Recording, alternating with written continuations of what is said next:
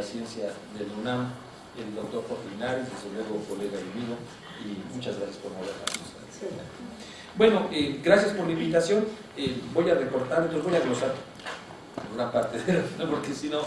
el tema que tengo es un poco una reflexión que aparentemente suena absurda, pero trataré de mostrar cómo no lo es tanto. Y es que normalmente las revoluciones intelectuales se asocian a contrarrevoluciones políticas. Es decir, que las revoluciones intelectuales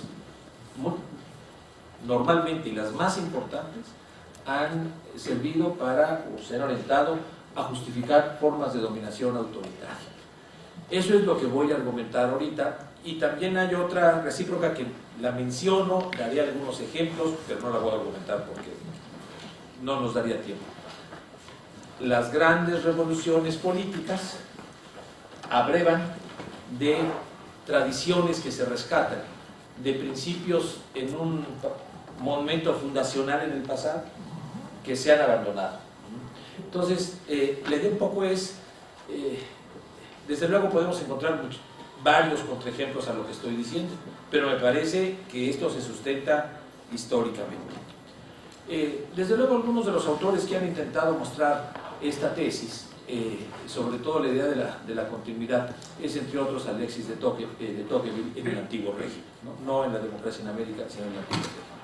Y hay muchos autores en diferentes ámbitos que lo han tratado de argumentar. Yo me voy a referir a la revolución filosófica y científica, desde un punto de vista epistemológico, de la modernidad, a René Descartes y la apropiación que hace Hobbes de esta revolución filosófica, con lo cual nace el racionalismo moderno, nada más y nada menos. Me inspiro no soy un especialista en Descartes, y me baso en algunos autores que han estudiado muy bien a Descartes, colegas sobre todo mexicanos, Luis Villoro, Jaime Bastida, Laura Benítez, entre otros, pero de una manera muy particular en un autor que ustedes deben de conocer bien, que es Toulmin, Stephen Toulmin. Tiene un libro, les recomiendo muchísimo, que se llama Cosmópolis, y como subtítulo se llama La agenda oculta de la modernidad. Me baso un poquito, estoy resumiendo muy rápidamente. Recuerden que Descartes vive las guerras de los 30 años, motivadas por el conflicto de religión, y una de las motivas entre protestantes y católicos, que afecta tanto a Francia, a Suiza, a Holanda, con guerras muy sangrientas, muy prolongadas, ¿no? Y que en ese contexto Descartes busca concebir y explicar un conocimiento libre de esas pasiones, libre de la subjetividad, libre de las tradiciones intelectuales, religiosas, etc. Y ese es precisamente el auténtico conocimiento científico y filosófico. Recordarán ustedes la propuesta de Descartes de esta duda metódica, dudar de todo lo que, tanto los sentidos, pero sobre todo la tradición, ¿no?, ha comunicado a los hombres, ha transmitido a las sociedades, buscar ideas claras y distintas, y sobre todo seguir un método riguroso de análisis y síntesis. Ahí están los pasos marcados de Descartes, por lo cual, a través del cual podamos construir un conocimiento riguroso, libre de pasiones. Un poco la idea es que este conocimiento será la piedra angular de una nueva civilización, de una nueva cultura, que no se desgarre por conflictos como las guerras religiosas. Desde luego Descartes veía que esto únicamente podía alcanzarse en la matemática, fundamentalmente, en la física, y que el ámbito ético y político todavía estaba muy lejano de lograr ese conocimiento riguroso, demostrativo. Sería muy bueno que lo tuviéramos, pero es sumamente difícil. Y en ese ámbito recomendaba Descartes exactamente lo contrario de lo que recomendaba en el ámbito teórico. Seguir la autoridad, someterse, no busco las citas de Descartes, pero la idea es someterse a las reglas y a las costumbres y a la autoridad civil y religiosa en materia práctica, en materia de religión y en materia política. Pero ese sueño que veía, en este sentido voy a leerles una cita de de Toulmin, ¿no? Muy interesante, que dice, si bien es una exageración, vean la retórica también de Toulmin, ¿no? Si bien es una exageración inferir que la revolución filosófica y científica, se está refiriendo a Descartes, desde luego, y a la ciencia moderna que funda, y científica fue una contrarrevolución, sin embargo, permanece el hecho de que en esta revolución no fue movida por intenciones exclusivamente progresistas, sino, como veremos, en materia política, en materia de religión, en materia ética, pues más bien conservadoras. El sueño que veía lejano Descartes hacia 1630 fue realizado pocas décadas después por Thomas Hobbes. Pero habría que ver si la realización de ese sueño racionalista, de esa gran revolución en la ciencia política, fue un sueño o más bien una pesadilla que terminaría por justificar racionalmente el autoritarismo político. Voy a seguir glosando y después ya me voy a las... hay estudios recientes de Hobbes muy interesantes, particularmente refiero a Quentin Skinner, ¿no? Un libro de ahora unos 5 años que se llama Reason and Rhetoric in Thomas Hobbes' Political Thought, ¿no? Retórica y razón en el pensamiento político de Thomas Hobbes. Un libro realmente fascinante, sobre todo por la documentación que hace, porque la tesis ya había sido adelantada desde hace años, por ejemplo, por Leo Strauss, por Sheldon Walling, ¿no? Entre otros. Pero la idea es esta.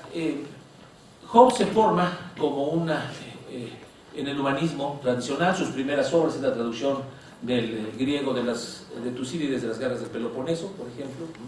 Pero la inestabilidad política en que vive le angustia, y es una situación semejante a la que tiene Descartes en las guerras de religión. En su caso es la guerra civil en Inglaterra. Y él encuentra que la causa fundamental de las guerras civiles es el conflicto sobre diferentes concepciones de la justicia y del mejor régimen. Están los parlamentarios, están los levelers, están los monarquistas, ¿no? Y todos ellos aducen tener la verdadera concepción política, la verdadera teoría política de qué es la justicia, de qué es el régimen adecuado. Y no hay manera de demostrarse. Hobbes piensa que si se pudiera demostrar en el modelo cartesiano, ¿no? Como las matemáticas o la física, entonces realmente ya no tendríamos por qué estar tolerando o aceptando discusiones que fueran en contra de la razón, ¿no? Si se demuestra la verdad, esa es la verdad y todo hombre racional debe ajustarse a ella. Y si no es racional, peor para ello. Fíjense cómo este pensamiento, esta motivación de Hobbes antepone los criterios epistémicos a cualquier otro valor. Primero tenemos que asegurar la racionalidad de nuestra teoría y de ahí podemos discutir después qué es la justicia. Generalmente la justicia estará establecida por esa teoría demostrada al modo geométrico. Entre sus múltiples huidas, siempre cercano a la corona, Hobbes conoce los elementos de Euclides, ¿no? Los descubre, y por otra parte se encuentra con la tradición galileana, ¿no? En la física. Y esto lo fascina, lo encuentra, aquí tengo la gran solución. Todo esto lo narra con muchos datos y con un gran estilo de historiador que tiene Skinner, ¿no? Retoma como modo de razonamiento el modelo geométrico de Euclides y como concepción del mundo, como concepción ontológica, la mecánica clásica desarrollada por Galileo. Y aquí hay una revolución que le podemos llamar la revolución teórica de Hobbes. Yo sostendría, bueno, yo no sostengo, me parece que tienen toda la razón.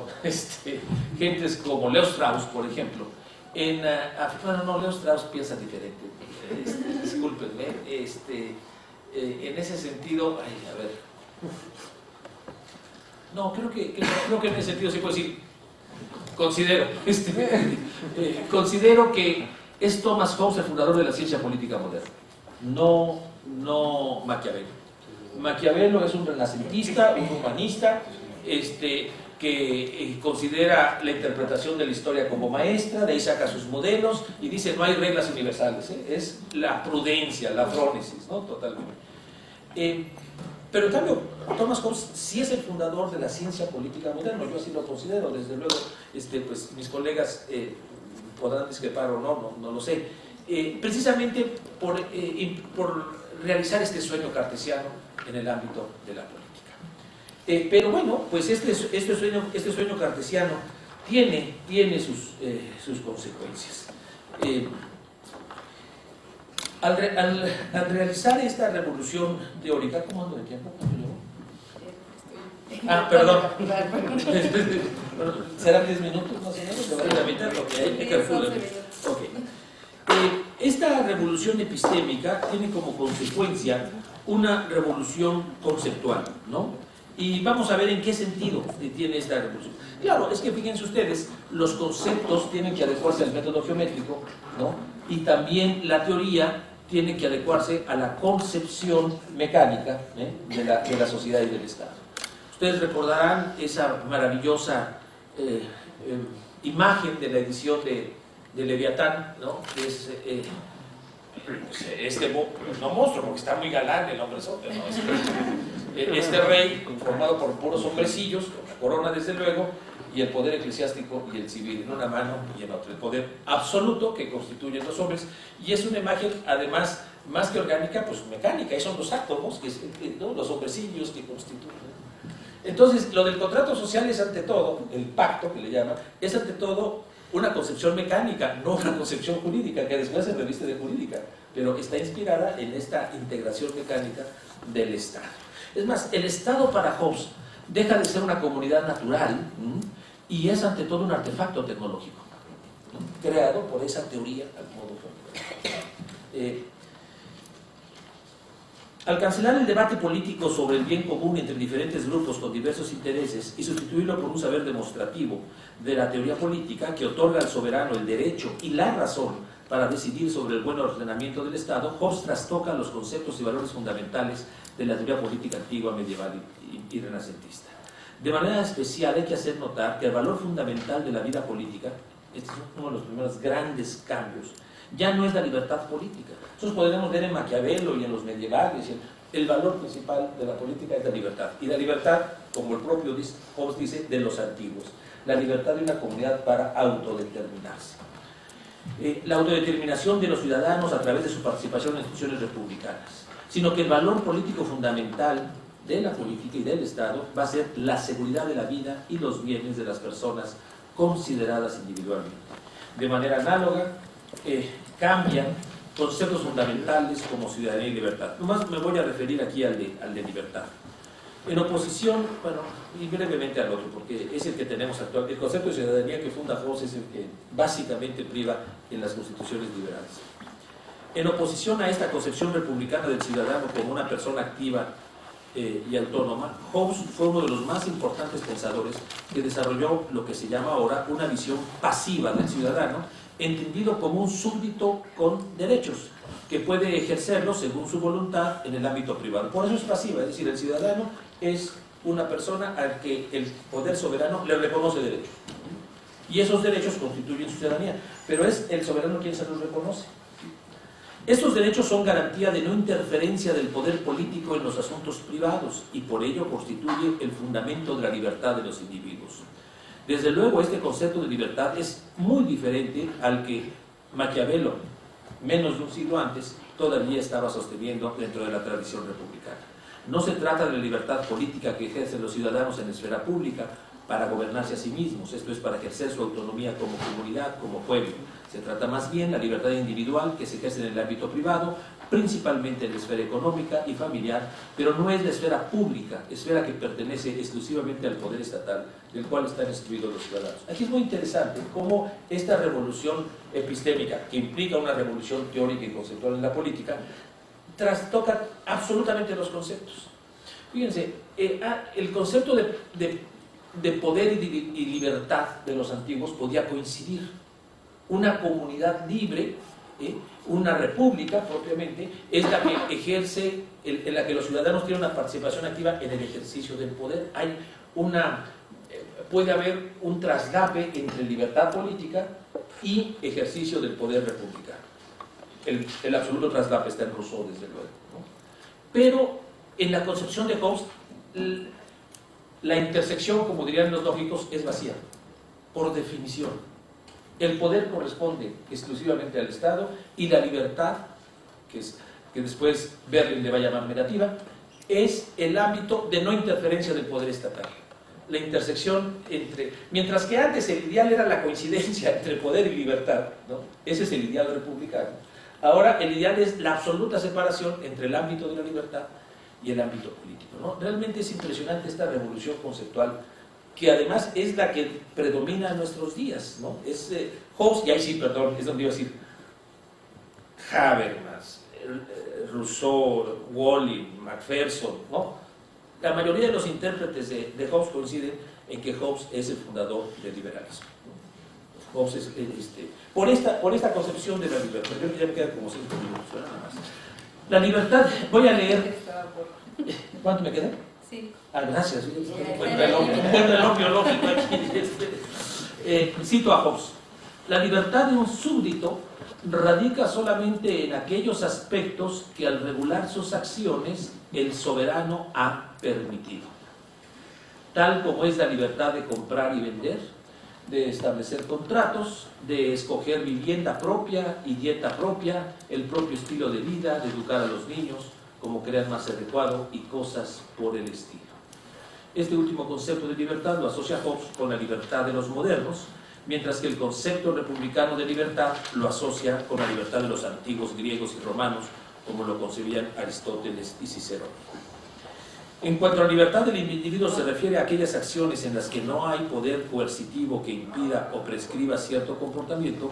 El concepto hobbesiano de libertad se le conoce con el nombre de libertad negativa. Es la famosa ensayo de Isaiah Berlin, ¿no? 2 conceptos de libertad: la libertad de los antiguos, positiva, activa; la libertad de los modernos, se llama negativa porque es no intervención, ausencia o negación de intervención. Además, la metáfora que da Hobbes para explicarlo es totalmente física. Dice, un hombre es libre así como un río es libre cuando no hay una presa o un obstáculo que lo constriña o lo desvíe, ¿no? Ese es este pensamiento natural, mecánico, ¿no? Y además es un rigor impresionante, ¿no? Cuando leemos a Hobbes, oh, sí, claro, es lógico. Y ya después nos ensartó con la... Perdón, nos restringió absolutamente la libertad, ¿no? Y ahora sí, ya nos restringió, ¿verdad? Bueno. Para terminar, Harrington consideraba urgente combatir la concepción hobbesiana de la ciudadanía y de la política. Fíjense ustedes, el autor de Oceana, y lo mismo pensaba Milton, el autor del Paraíso Perdido, ¿no? Tanto Harrington como Milton pensaban urgente es rescatar a su gran defensor, Maquiavelo. Aluden a Maquiavelo. Precisamente porque Hobbes, la concepción hobbesiana de la libertad del ciudadano cierra el camino a la libertad política y al gobierno republicano que sobre tal libertad se erige. Para ello, confrontaba Hobbes con Maquiavelo, quien según Harrington era el único que ha buscado restablecer la visión clásica de la ciudadanía y del gobierno, y que por esa razón el Leviatán pretende destruir. Bueno, ya no sigo leyendo, más bien concluyo. Y la idea básica es esa, ¿no? O sea, esta gran revolución filosófica, es más, esta revolución de la modernidad. En términos intelectuales, la modernidad comienza con esta revolución cartesiana. Galileo habría que ver lo que es tan renacentista, qué tan moderno es, ¿eh? Yo lo ubico más dentro de los renacentistas, y en el momento en que los renacentistas se basan en el rescate del saber clásico griego y latino, casi por definición de conceptos no pueden ser modernos, porque la modernidad establece esta desacreditación de la antigüedad, esta negación de la autoridad que es de la antigüedad, que es exactamente lo contrario a lo que están haciendo los modernos. Olvídense de los antiguos, ¿no? Hobbes es uno de los que ya inicia esta polémica, antiguos y modernos, que después Constant seguirá y otros muchos seguirán. Es un ejemplo, pues, de cómo, déjenme ponerlo de una manera más modesta. No siempre, y quizás la mayoría de las veces, las grandes revoluciones teóricas y científicas no van acompañadas o no tienen la motivación política, ¿no? Ni las consecuencias políticas de promover revoluciones políticas. Muchas veces es exactamente lo contrario. Me voy a referir rápidamente, para terminar, a lo que se considera la primera revolución democrática, diría yo, republicana, no es la modernidad del Renacimiento, según Antonio Maraval, que es la revolución, el movimiento comunero de Valladolid en contra de Carlos V. Lo que ellos están recurriendo, todas sus fuentes son medievales. y es la libertad de los ciudadanos, el derecho que establece las 7 partidas de las Cortes para que el rey esté obligado a consultar a las Cortes, cuerpos legislativos en materia legislativa. Como Carlos V quiere imponer un imperio al estilo flamenco, ¿no? Absoluto, pues ahí está la primera revolución, recurriendo a tesis medievales, ¿no? Y para terminar, en el prólogo que hace una pluma mucho más filosófica, dicen los historiadores, que tiene O'Gorman, que es más filósofo que historiador, dicen, eso lo considero como un elogio, desde luego. Para O'Gorman los historiadores no siempre lo consideran como un elogio. En la edición que tiene de las obras de Bartolomé de las Casas, de la Apologética Historia, es una edición muy bien hecha, una selección más o menos dice así: cuando en Valladolid se enfrentaron Ginés de Sepúlveda, el defensor del proyecto imperial, Ginés de Sepúlveda y Bartolomé de las Casas, en realidad se enfrentaron el nuevo racionalismo de los Austrias y el viejo cristianismo medieval. Y ustedes saben cuál era la posición de las Casas en contra del imperio, reivindicando el derecho de los indios, ¿no? Y cuál era la posición del moderno racionalismo de los Austrias, ¿no? Que era justificar el imperio. Ahí de nuevo es una muestra de que no siempre, y más bien creo que muy rara vez, las grandes revoluciones científicas en materia no solo de teoría política, estamos hablando también de filosofía, inclusive de ciencia, no van acompañadas o no tienen la intención de transformar radicalmente el mundo social, sino muchas veces por el contrario justificar formas de dominación. Muchas gracias.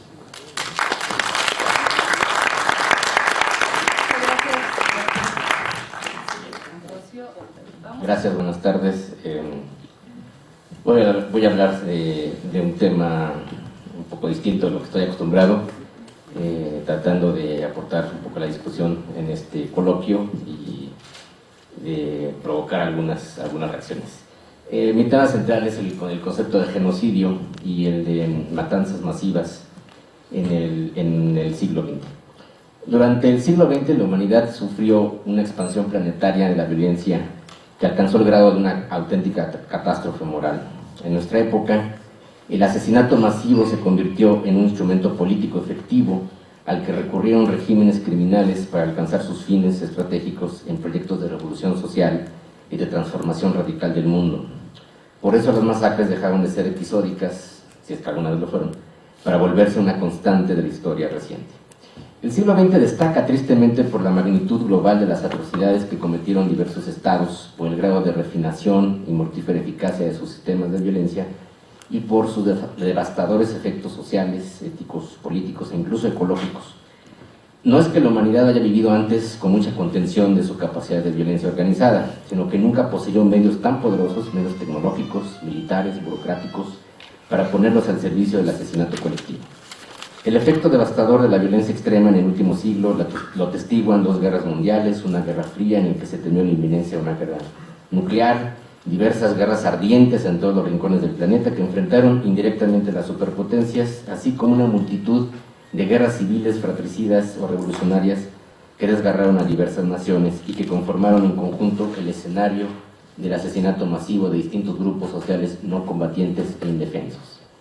Así podría decirse, retomo el título de este coloquio, razón y revolución, quizá más bien revolución sin razón, fue el lema que predominó a lo largo del siglo XX. Como hemos dicho, la barbarie y la crueldad no son exclusivas del siglo pasado, la memoria histórica registra muchas de ellas. Sin embargo, los crímenes contra la humanidad cometidos por los estados de nuestro tiempo no tienen comparación con los de otras épocas. Durante el siglo pasado se estima, hay cálculos, desde luego no precisos, que murieron víctimas de la violencia bélica y política entre 170 y 188 millones de civiles no combatientes. Los 3 regímenes más mortíferos fueron la Unión Soviética en el periodo stalinista, algunos cálculos se elevan hasta 20 millones de muertos, la China maoísta, también cálculos muy precisos, entre 10, 30, 40 millones, la mayoría de ellos muertos por hambrunas provocadas, y desde luego la Alemania nazi, que es responsable de alrededor de 21 millones de muertos, incluyendo las víctimas del Holocausto, además de civiles, prisioneros de guerra, y que son imputables al Tercer Reich. El genocidio de mayor alcance proporcional fue el de Camboya, entre 1975 y 79, que acabó con cerca del 25% de la población del país. El más veloz, el de Ruanda, en 1994, que exterminó a más de 800.000 tutsis en un periodo de 100 días. El más letal, si consideramos a un solo grupo víctima, el Holocausto, entre 5 y 5.5, quizás hasta 6 millones de judíos asesinados entre 1941 y 1945. El más eficaz, el genocidio contra los armenios en el Imperio Otomano durante la Primera Guerra Mundial, que prácticamente barrió con la población armenia en el territorio turco. Minorías pertenecientes a las principales religiones del mundo han sido victimizadas por razones de su diferencia étnico-religiosa con respecto a la mayoría. Los cristianos, que eran armenios, por el Imperio Turco Otomano, los judíos por los nazis y sus colaboradores en toda Europa, los musulmanes bosnios por el ejército serbio y las milicias serbio-bosnias en la guerra de los Balcanes, y por el Khmer Rouge en Camboya, o los monjes budistas por el Khmer Rouge y la China comunista. El enorme incremento de víctimas por las masacres cometidas en el siglo XX no solo se debe al agravamiento de conflictos interétnicos, religiosos y políticos, algunos históricamente incubados, sino también reside en otros dos factores específicamente modernos: el desarrollo de nuevas y poderosas tecnologías bélicas, de comunicación y de transporte, y en gran medida, gracias a dichas tecnologías, la transformación de los estados modernos en maquinarias de limpieza étnica, dominación cultural, control poblacional y expansión territorial. Los crímenes contra la humanidad cometidos por los estados del siglo XX fueron proporcionales a sus medios y a sus fuerzas. Como señala Rudolf Rommel, el poder mata, pero el poder absoluto mata absolutamente. Mientras más arbitrario ha sido el poder político, esto parece obvio, menos democrático y acotado y más supeditado a las ambiciones, proyectos delirantes, prejuicios étnicos y fobias sociales de la élite gobernante, más riesgo ha existido de que la política del Estado se criminalice al identificar a un grupo nacional, étnico, religioso, político como enemigo formidable que debe ser exterminado. Así pues, 4 factores cruciales están involucrados en las matanzas masivas del último siglo. 1. La enorme concentración del poder tecnológico bélico y político burocrático en los estados. B. 2. La extrema vulnerabilidad e incapacidad de defensa o escape de minorías victimizadas. 3. La impunidad debida a una débil voluntad política internacional para evitar y castigar estos crímenes. 4. La capacidad de borrar las huellas del crimen y hacer que prevalezca el olvido social y la amnistía o quizá amnesia de facto, tanto política como penal. La ola de violencia, de matanzas masivas en el siglo XX comenzó en 1915 con el asesinato de más de 1 millón de armenios en el Imperio Turco Otomano. Rafael Lemkin, jurista judío-polaco, conocedor de estos crímenes, fue el que acuñó el concepto de genocidio e intentó desde 1933 convencer a la Sociedad de las Naciones en perseguir y castigar estos crímenes. Durante la Segunda Guerra Mundial, Lemkin pugnó para que Estados Unidos impulsara un tratado que impidiera el crimen de barbarie y que los aliados también adoptaran la protección de las minorías europeas, fundamentalmente judíos, como objetivo central de la guerra. Ya para 1942, los aliados disponían de suficiente información de inteligencia sobre las deportaciones y matanzas masivas de judíos en todos los territorios ocupados por los nazis. En 1944, Lemkin, en su libro Axel Rule in Occupied Europe, justamente que describe la estructura jurídica de la ocupación nazi en Europa, define por primera vez el concepto de genocidio para designar estas matanzas masivas cometidas por estados y que deben ser perseguidas y castigadas internacionalmente. Lemkin, voy a un poco parafrasear, está citado el texto, definía así el genocidio: es el plan coordinado de diferentes acciones destinadas a la destrucción de las bases esenciales de la vida de grupos nacionales con el propósito de su aniquilación. Para Lemkin, el genocidio no significaba solo la exterminación sin más de un grupo humano, sino el intento de destruir sus instituciones políticas y sociales, su lengua, su cultura, religión y medios de subsistencia económica. En suma, el intento de destruir las bases de la identidad étnica de un grupo humano. A pesar de los denodados esfuerzos de Lemkin, la definición de genocidio no fue adoptada, por ejemplo, en el Tribunal Internacional de Nuremberg en el 46, que se encargó de juzgar los crímenes del Tercer Reich. El problema es que la definición de Lemkin era demasiado extensa y poco aplicable jurídicamente. Lemkin estuvo a cargo en el 47 de la redacción de la Convención para la Prevención y Sanción del Delito de Genocidio, que fue sometido a una intensa negociación para eliminar de su redacción la mención de grupos políticos y de genocidio cultural, para lograr que todos los países suscribieran el documento. Los que más oponían, por cierto, eran los soviéticos. Finalmente, la convención se aprobó el 9 de diciembre del 48 en la sesión de la Asamblea General de la ONU. En el 51 entró en vigor y en 2007 140 estados la habían ratificado. Por cierto, Estados Unidos se tardó 40 años en ratificar la Convención del Genocidio. De este modo, el concepto de genocidio se incorporó en el derecho internacional como para designar el crimen más grave y alevoso, el exterminio o intento de destrucción de personas pertenecientes a un grupo humano, no por lo que hagan o dejen de hacer, sino por lo que son, por razones de su identidad y rasgos comunes inherentes. El genocidio designaba entonces un crimen mayor porque implicaba la pérdida permanente de una parte de la humanidad y por tanto la degradación de su diversidad y de su patrimonio universal. En la Convención, en el artículo 2 dice lo siguiente: se entiende por genocidio cualquiera de los actos mencionados a continuación perpetrados con la intención de destruir total o parcialmente a un grupo nacional, étnico, racial o religioso. Vean cómo se menciona el grupo político. Y eso son matanza de miembros del grupo, lesión grave a la integridad física, sometimiento intencional del grupo a condiciones de existencia que hayan de acarrear su destrucción física total o parcial, medidas destinadas a impedir los nacimientos y el traslado por fuerza de niños de un grupo a otro. El concepto de genocidio quedó definido claramente en la Convención del 48 y, sin embargo, su interpretación y sobre todo la identificación de aquellos hechos históricos que se ajusten a la definición ha suscitado un amplio y extenso debate, un amplio y muy controvertido debate a lo largo de los años. Las restricciones en la definición de la Convención provocaron asimismo diversas críticas y reelaboraciones académicas del concepto de genocidio, pero hasta el momento la definición sigue siendo la misma en todos los sistemas jurídicos que adoptaron esta base, la Convención, y es la que aparece también en el Estatuto del Tribunal Penal Internacional recientemente aprobado. Podríamos partir de una definición muy amplia del genocidio en estos términos que propongo provisionalmente. Es el asesinato masivo, sistemático e intencional, o el intento de destrucción en un territorio determinado de la totalidad o de una parte sustantiva de un grupo social no combatiente, definido a juicio de los perpetradores por compartir algunas características irrenunciables e indelebles de identidad.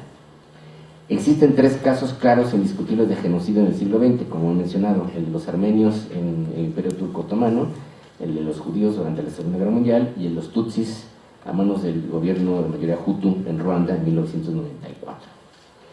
De acuerdo con Ben Kirnan, el genocidio ha estado presente desde la antigüedad. Esta es una discusión que si el genocidio es un concepto propiamente moderno, en la modernidad tardía, o se puede extender a otras épocas. Ben Kirnan opina que sí, por ejemplo, y que hay cuatro factores que han, más como un cóctel explosivo que ha motivado su irrupción. Uno, desde luego, es el odio racial y religioso. Dos, quizá más importante, las ambiciones expansionistas de los estados, y otros muy importantes como el culto a los mitos, o la producción de mitos de origen de la nación, la superioridad o la idea de la pureza de una civilización. Fundamentalmente, y esto encuentra Kirnan, sobre todo en el pasado, es la idea de la superioridad de la civilización agrícola con respecto a los nómadas y a los inmigrantes. Estos patrones y obsesiones ideológicas se remontan pues a periodos anteriores a la modernidad y corren como ríos subterráneos irrigando las explosiones de violencia genocida a lo largo de la historia. Pero irrumpieron con una fuerza inusitada y se desbordaron en los regímenes genocidas del siglo XX, encendidos además por ideas eugenésicas, pseudocientíficas y doctrinas políticas de reingeniería y revolución social, como fueron el nacionalsocialismo y el comunismo. Ahora bien, ante las restricciones del concepto jurídico del genocidio y sus inherentes problemas interpretativos, se han propuesto, como he dicho, diversas concepciones más extensas para poder identificar y potencialmente encauzar, o sea, poner en causa judicial, crímenes de lesa humanidad de distinta índole. Solo me referiré a dos: son el concepto de democidio y el concepto de matanza masiva. Democidio, como lo define Rudolf Rommel, simplemente el asesinato de cualquier persona o grupo social por parte de un gobierno. Y matanza masiva, mass killing, definida por Benjamin Valentino, sería la matanza intencional de un número de combatientes que se eleva más allá de 50.000 en un periodo menor a 5 años en un territorio determinado. Además, Benjamin Valentino, este investigador norteamericano, hace una tipología de las matanzas masivas y distingue dos tipos: las matanzas masivas de despojo, que fueron emprendidas por distintos regímenes para para expulsar de territorios, digamos. Una de ellas podría ser calificada como matanza étnica, emprendida por regímenes racistas, claramente racistas, y que son el resultado de una política de limpieza étnica. Y las matanzas coloniales, que son claramente de expansión territorial.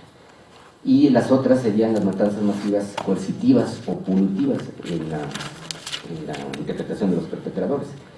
Ellos recurren a las matanzas masivas como medios para destruir las bases sociales de apoyo de grupos armados, de guerrillas, o para aterrorizar a la población civil y someterla.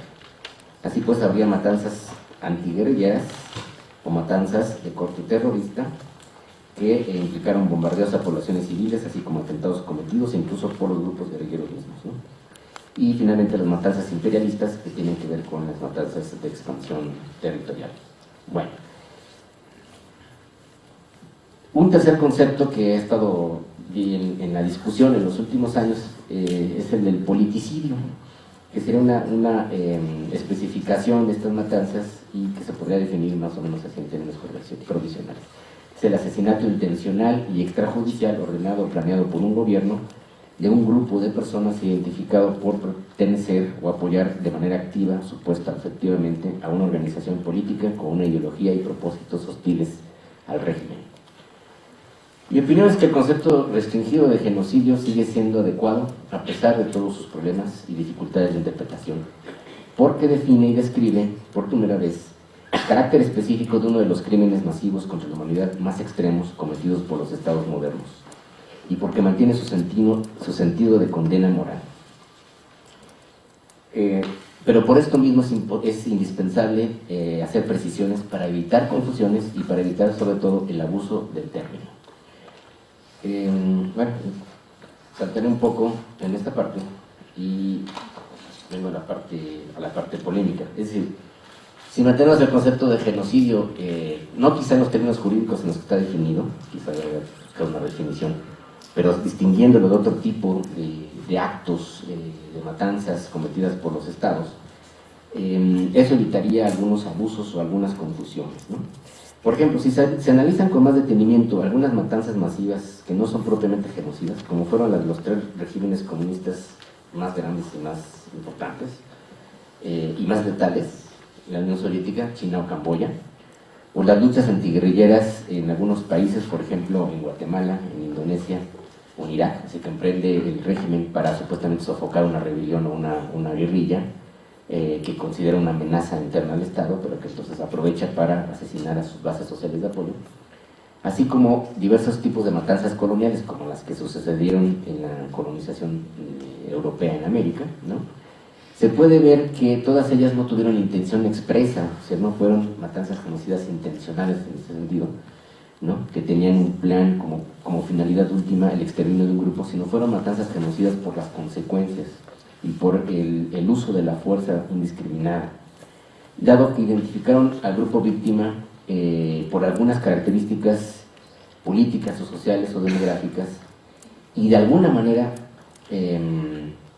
esta tipificación, digamos, la estereotiparon o la etnificaron, si se puede utilizar esa palabra, como si hubiera sido un rasgo indeleble, aunque no hubiera un cometido fundamental, un propósito expreso del asesinato de un solo grupo humano. En otros casos, por ejemplo, se podría hablar entonces en estos casos sobre todo cuando hay evidencias de un enorme número de muertes intencionales, de matanzas genocidas consecuencialistas. Esa es mi propuesta, que bueno, merece más argumentaciones, pero que habría una forma de decir que hay por cierto uso de la fuerza política, el grado de una matanza genocida, aunque no haya habido la intención expresa. ¿Me explico? No hay un plan para exterminar un grupo en particular. Por el contrario, las persecuciones y asesinatos de grupos opositores de izquierda, muchos de ellos armados y beligerantes en América Latina, en Argentina, en Chile o en México, no tuvieron nunca una magnitud genocida. La interpretación, por ejemplo, del fiscal mexicano de la Fiscalía Especial para Movimientos Políticos y Sociales del pasado, para consignar en el 2004 al expresidente Luis Echeverría y otros exfuncionarios por el crimen de genocidio por la matanza del 10 de junio del 71, se apoyaba teóricamente en el aspecto que antes señalé, en que parece etnificarse o estereotiparse o hipostasiarse una identidad. Pero las matanzas del régimen autoritario priista en México nunca tuvieron la intencionalidad, ni tuvieron tampoco las consecuencias genocidas, lo cual indica que fueron más bien selectivas y de un alcance limitado. El titular de la Fiscalía de tan extenso nombre intentó fundar su acusación al interpretar que los militantes de los grupos de izquierda radical constituían un grupo nacional de disidentes pertenecientes mayoritariamente, esto cita, al establecimientos de educación superior. Pero esta interpretación era insostenible en los términos de la Convención, porque grupo nacional no se refiere a cualquier tipo de grupo extendido en un país, sino a una nacionalidad dentro de una nación multicultural o compuesto de diferentes etnias. La interpretación del fiscal era errónea e inviable políticamente, y por ello su acusación estaba condenada al fracaso. Pero además de este ostensible error de interpretación jurídica, la Fiscalía en turno perdió de vista, en cuanto al debate de orden histórico y político, el carácter no masivo ni intensivo, sino más bien selectivo de los crímenes que cometió el Estado mexicano contra los opositores de izquierda más hostiles al régimen. Esto, desde luego, no quiere decir que no hayan sido crímenes que quedaron impunes. En cambio, se puede argumentar que sí hubo genocidio, al menos por las consecuencias, en Guatemala, contra diferentes poblaciones indígenas en el Quiché, Ixil y otras regiones aledañas, que conformaban las bases sociales de apoyo de la guerrilla, porque constituían un grupo étnico diferenciado, y ese es uno de los grupos que está protegido por la Convención contra el Genocidio. La Comisión de Esclarecimiento Histórico de Guatemala, auspiciada por la ONU, concluyó que había habido actos de genocidio, eso es a lo que más que llegó, tal como estaban definidos en el artículo 2 de la Convención, es decir, que se puede juzgar como genocidio las matanzas de indígenas mayas no combatientes por parte del Estado guatemalteco, al menos en el periodo de 81-83 de Ríos Montt. Bueno, voy a saltar varios aspectos.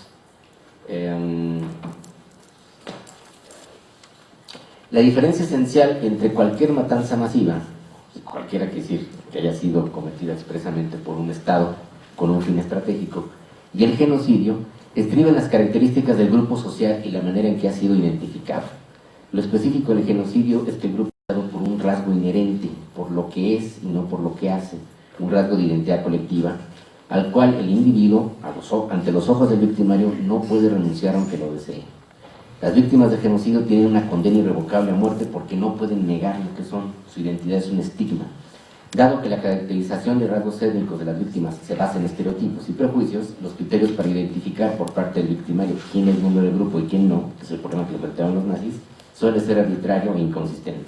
En lo concreto se producen muchos errores de identificación, porque ningún grupo humano puede ser al fin y al cabo definido exhaustivamente y categorizado por una serie de rasgos empíricos que se pretenden inmutables o ya dados para siempre. En cambio, diversas formas de matanzas masivas políticas, que pueden ser definidas como politicidio, implican que la víctima es identificada por su ideología, militancia y participación efectiva o supuesta en algún grupo hostil al régimen. Este rasgo es más bien circunstancial, más volátil y puede ser además renunciable o revocable. Hubo muchos casos de perseguidos políticos, sobre todo en los regímenes autoritarios de derecha, que salvaron la vida gracias a que se convirtieron en delatores de sus compañeros.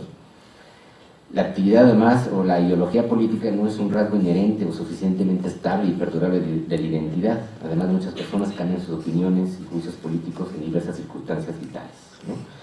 Lo trágico y aberrante del genocidio es que un Estado libra una guerra total contra un grupo humano que no tiene la voluntad de combatir y que no puede defenderse en lo inmediato.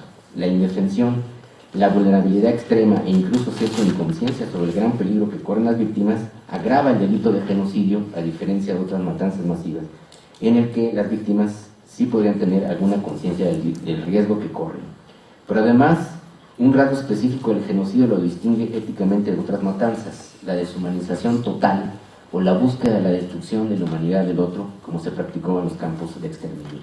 El genocidio es el crimen contra la humanidad más terrible, no solo porque mata masivamente, sino porque intenta destruir la humanidad en el sentido mismo de la dignidad humana, de manera física y objetiva, corporal y mental en la propia víctima.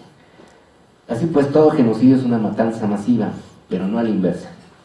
Tampoco cualquier tipo de politicidio es una matanza masiva, en el sentido que dijo Valentino. Tiene que haber un número extendido de muertos y eso implica el uso ilimitado de la fuerza, ¿no? Estas distinciones podrían conducirnos a un debate más bien estéril, sin duda. Sin embargo, son necesarias para evitar el uso incorrecto y el abuso del término de genocidio, porque el abuso conlleva su banalización, que es tan grave como la negación misma del crimen.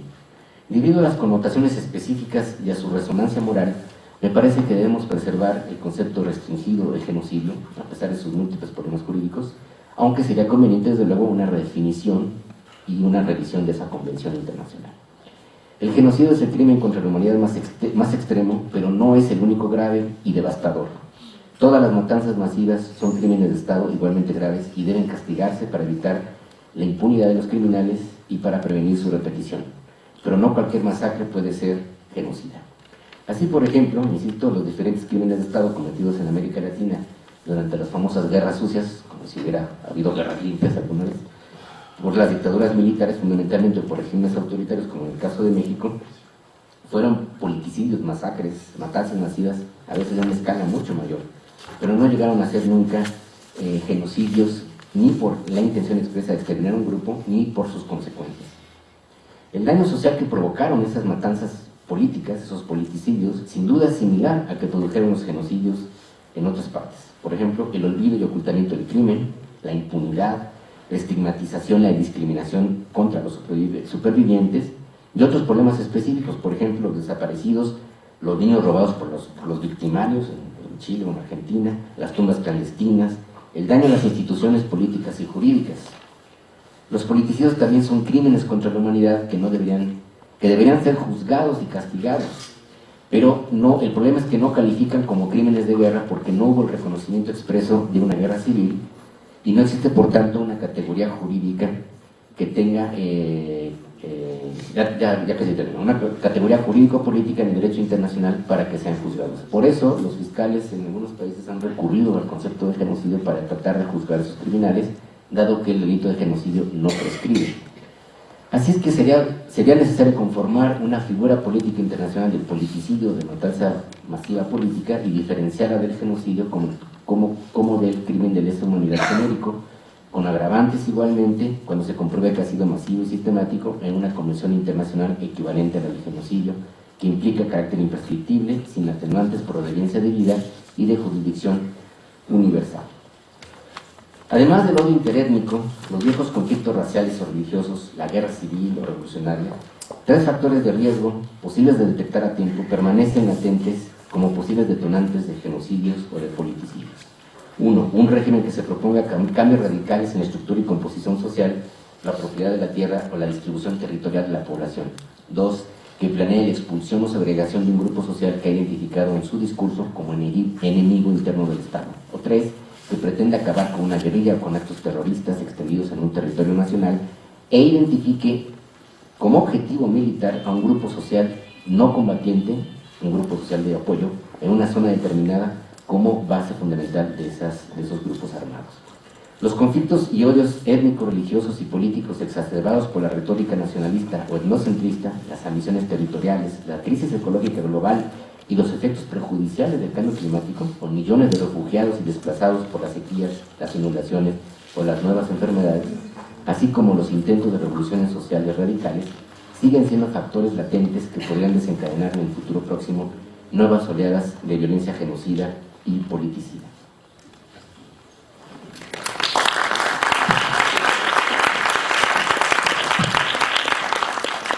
Gracias, doctor Linares. Gracias. Continuamos con... Bueno, yo para evitar pasarme el tiempo, porque no tengo mucha conciencia del tiempo, prefiero leer.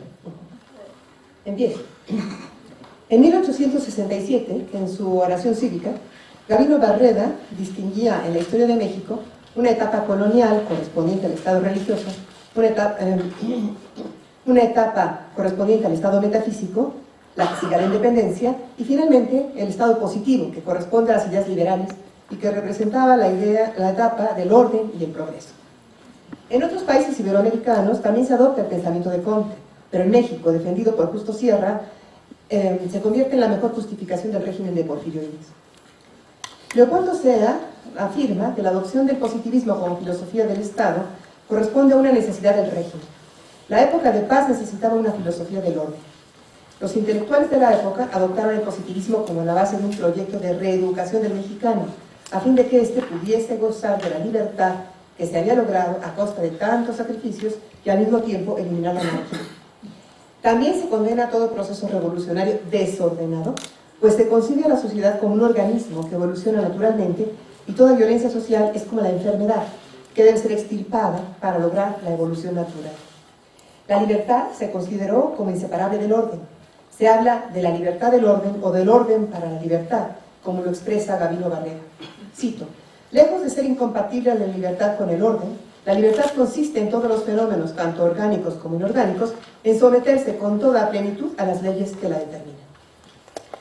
El positivismo en México se vincula siempre con la idea de libertad, propia de los liberales. Gabino Barreda cambia el lema kantiano, amor, orden y progreso, por el de libertad, orden y progreso. No pocas veces el positivismo tiene que combinarse, aunque sea forzadamente, con el liberalismo. La libertad unida al orden era la única posibilidad para lograr el tan anhelado progreso que se identificaba con la riqueza. No más luchas por abstracciones inútiles. Una sola lucha de todos por la riqueza y prosperidad de la nación, que haría de México al fin una nación moderna. Si este orden atropellaba uno que otro derecho, no había que escandalizarse. A fin de cuentas, era para lograr la modernización de la patria. Cito, a propósito de Cosmes: menos derechos y menos libertades a cambio de mayor orden y paz. Ya hemos realizado infinidad de derechos que no producen más que miseria y malestar en la sociedad. Ahora vamos a ensayar un poco de tiranía honrada a ver qué efectos produce. Esta tiranía honrada será el gobierno de Porfirio Díaz.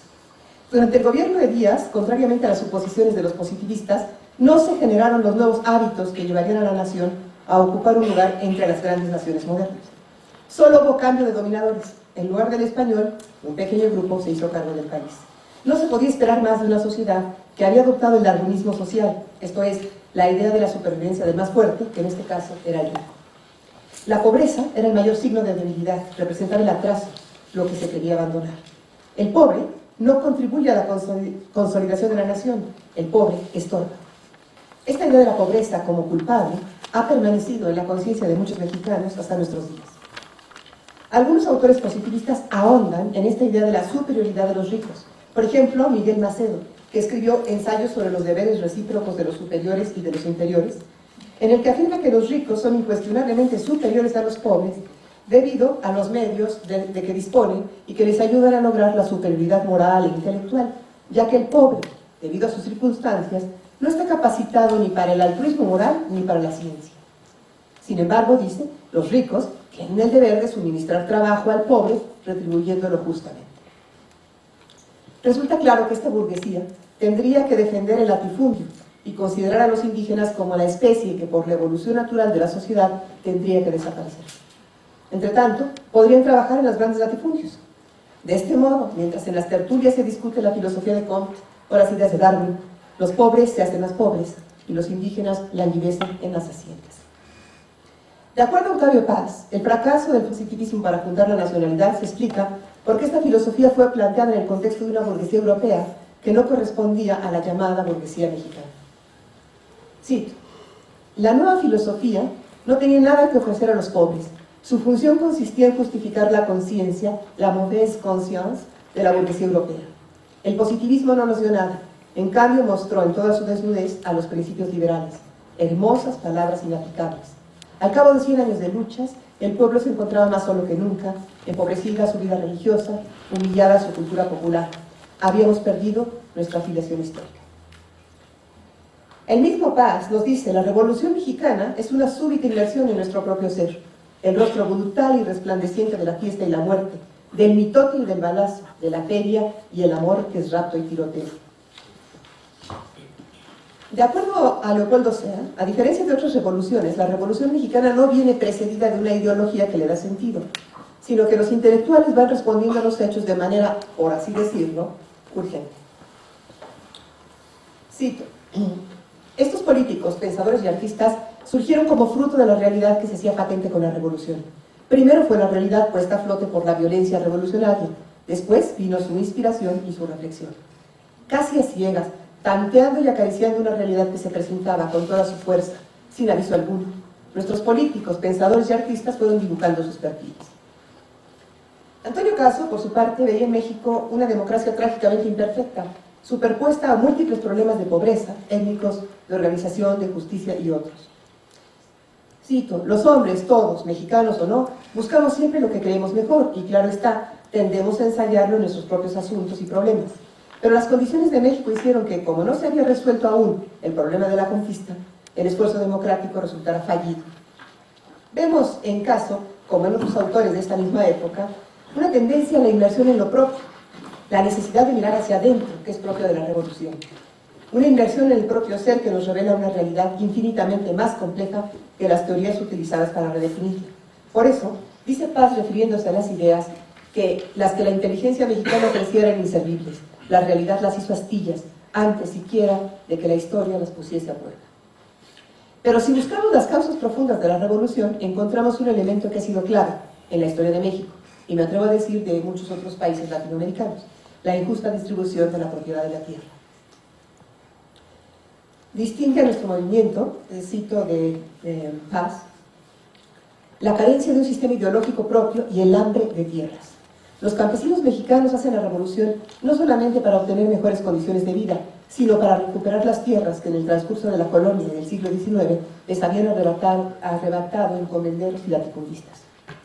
En el mundo indígena, la forma de organizar la propiedad de la tierra era el calpulli. Los propietarios de la tierra eran los habitantes del barrio y se les asignaba determinada extensión a una familia o grupo.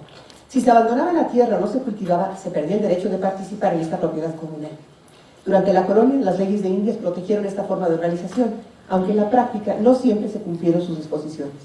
La reforma disolvió esta propiedad comunal como un medio de deslindarse del mundo indígena y finalmente, durante el régimen de Díaz, se concentró la propiedad de la tierra en manos de los latifundistas. Por eso el tema de la tierra es el tema central de la revolución, como se ve claramente en la propuesta zapatista Tierra y Libertad.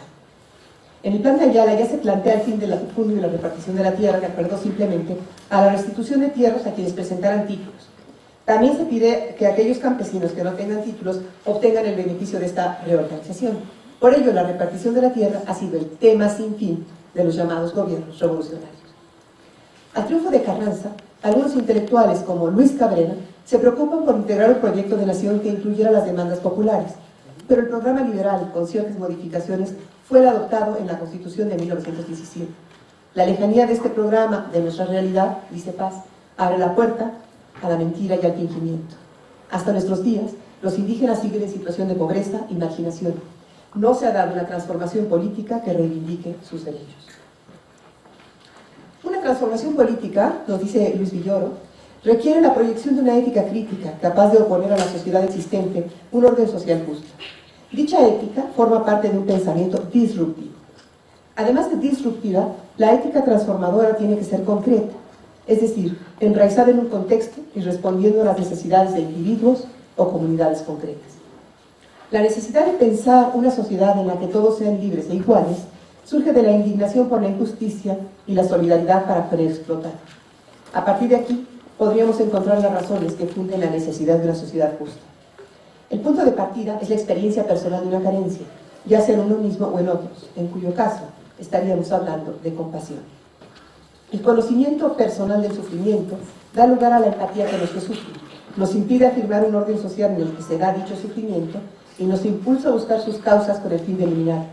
De esta manera, el proyecto de una nueva realidad en la que el sufrimiento quedará eliminado tendría que nacer del examen racional impulsado por el deseo. Walter Benjamin coloca el acento para el cambio en la memoria, pero no en cualquier memoria, sino en la memoria del sufrimiento. Nos recuerda los derechos de los vencidos que han vivido en estado de excepción siempre.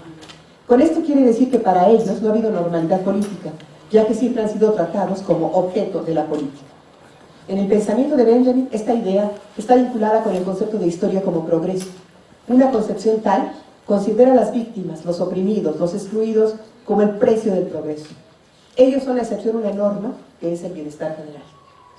Para contrarrestar esta concepción del progreso, la propuesta de Benjamin es una política animada de justicia.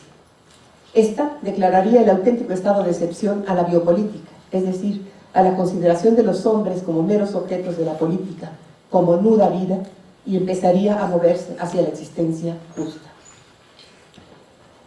Pero además Benjamin añade el concepto de experiencia que nos proporciona la historización del concepto del otro. El otro es rostro, es lenguaje, preguntas que me hacen desde una historia común, historia que ha sido construida sobre las victorias de unos y las derrotas de otros. Pero estas últimas han sido olvidadas. Pero cuando las preguntas de los vencidos ponen sobre el tapete sus derechos, la aparente normalidad se ve sacudida. Aquí es precisamente donde podemos encontrar la fuerza de la experiencia. Enriquece la trama de la historia, nos muestra a seguir produciendo. La memoria nos obliga a hacernos cargo de las injusticias del mundo, a ser responsables, en palabras de Levinas, absolutamente. La memoria se alza también contra la impasibilidad del concepto y acepta la autoridad del sufrimiento y la compasión. Y por ello, la perspectiva de los marginados, de los maltratados, de los oprimidos, de los que sufren a causa de la injusticia, es la perspectiva crítica, es la perspectiva de la esperanza. Nuestra historia, como la historia toda, tiene una dimensión olvidada a la que hay que pasarle el cepillo a contrapelo, como decía Benjamin. Sabemos que nacimos de la catástrofe de la conquista y nacimos mestizos, como dijo López Velarde, occidentales, rayados de moro y de azteca. Ni totalmente europeos, ni totalmente indígenas, buscamos larga y dolorosamente una identidad y siguiendo la ruta del progreso elegimos el liberalismo, que colocaba la ley y el desarrollo económico por encima de la justicia. Nos olvidamos de nuestra pluralidad y quisimos ser homogéneos. El indígena quedó en la no pertenencia, como el ser otro de, y sobre todo como culpa. Pero la resistencia conservó la memoria como tesoro oculto que puede hacer brillar la necesidad de trabajar por la justicia. La pobreza se vivió y se sigue viviendo como falta, como deficiencia cuasi ontológica, y el darwinismo social se ha encargado de la exclusión del pobre en aras del progreso. La pobreza se vive como despojo de la tierra, a la que el indígena está vinculado desde siempre. Por eso los diferentes intentos de reivindicación se han vivido como reclamos de tierra y libertad, y la justicia en concreto es la posibilidad de vincularse a la tierra. La Revolución Mexicana fue un intento por recordar, por reconocer la diversidad y los derechos de todos, pero volvimos a olvidar para seguir siendo esclavos de la idea de progreso en sus diferentes manifestaciones: civilización contra barbarie, modernidad contra atraso, desarrollo contra subdesarrollo, primermundismo contra tercermundismo. A lo largo de esta historia común, muy pocas veces nos hemos detenido a escuchar la voz del que ha hecho la experiencia de la injusticia. Tenemos la urgencia de recuperar esa parte de la historia que está oculta, esa memoria del sufrimiento que nos permitirá hacernos cargo de los derechos aún vigentes de los vencidos, para que el sufrimiento no vuelva a repetirse. Tenemos necesidad de una ética que, como ya señalaba Villoro, oponga a la sociedad existente un orden social justo. La historia es un tejido común de experiencias distintas, cada una de ellas parcial y personal, pero al mismo tiempo necesaria para la reconstrucción de una historia común que impida la reproducción de la injusticia. Esta es la tarea de una ética política de la compasión y la justicia. Gracias.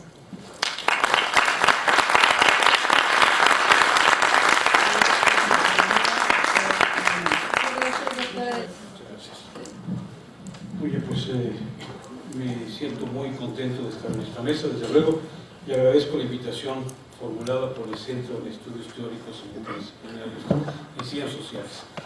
El nombre de la mesa era Violencia y Formas de Hegemonía, y la verdad es un título extraordinariamente amplio, y pues estuve buscando por dónde meterme, ¿no? Me arremetí un poco a mi pasado histórico, y pensé que quizá por allí habría una forma de reconstruir las cosas, pero prevaleció definitivamente la exigencia de mi mundo moderno y contemporáneo. Y entonces decidí tratar un problema más relacionado directamente con nuestro país, la violencia en América. Los problemas que hoy nos atañen directamente.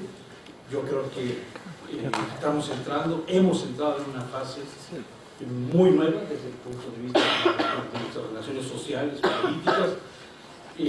Yo creo que no le estamos dando la suficiente importancia, nos ha llegado casi de sorpresa. En algunos otros países de nuestra región, como Colombia, Brasil, desde luego hay una reflexión mucho más alta con respecto a estos problemas, y yo creo que nosotros tenemos que comprometernos mucho más con esta problemática, porque nos está arrastrando definitivamente a relaciones absolutamente inéditas e insospechadas, ¿no? en nuestra convivencia política y social. Entonces yo he tocado fundamentalmente el tema de la violencia, relacionado fundamentalmente con las formas de desigualdad y exclusión que hay en nuestra región. La democracia en América Latina muestra taras insoslayables. Desde mediados de la década de los años 80 se reinstitucionalizó la democracia electoral.